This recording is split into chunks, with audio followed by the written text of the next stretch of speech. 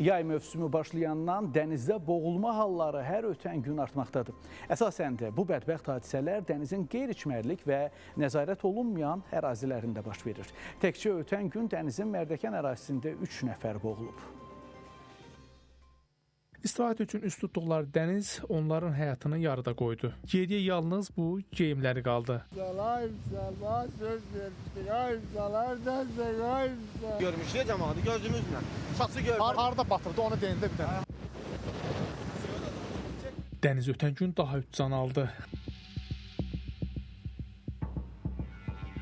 Xəzər rayonu Mərdəkan qəsəbəsində ən yaxın sularda xilas etmə məntəqəsindən 2 kilometr aralı dənizdə nəzarətsiz ərazidə 4 nəfərin batması ilə bağlı Fövqəladə Hallar Nazirliyinin 112 qaynar xəttinə məlumat daxil olub. Dərhal ərazidə Fövqəladə Hallar Nazirliyinin dalğıc xilasediciləri axtarışlara cəlb olunub.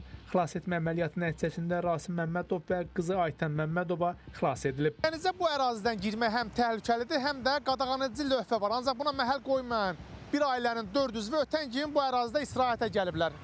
Hava küləkli olduğu üçün onların 4'ü də boğulma təhlükəsi üz-üzə qalıblar. Yaxınlıqda olan xilasedicilər onlardan ata və 10 yaşlı qızlarını xilas etsə də 19 yaşlı oğlan boğularaq meyidi çıxarılıb. 21 yaşlı qızın isə axtarışları hələ də davam etdirilir. Havanın küləkli olması, dənizin dalğalı olması xilasedicilərin işini daha da çətinləşdirir. Dalğalı olduğu üçün texnikaların suya girməsi yəni mümkün deyil, təhlükəlidir. Onun üçün də axtarışlar vizual şəkildə xilasedicilərimiz tərəfindən davam etdirilir.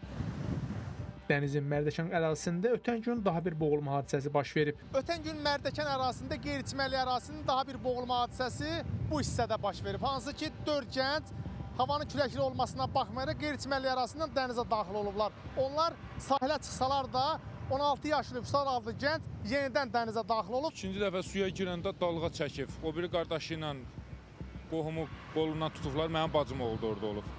Cəhd ediblər ki, xilas eləsinlər, mümkün olmayıb. Hava gəliblər. Dünən axşam. Üzə bilirdi. Yox, üzənmir. Orada var, nəzarət, icazə var orada, o zonada var.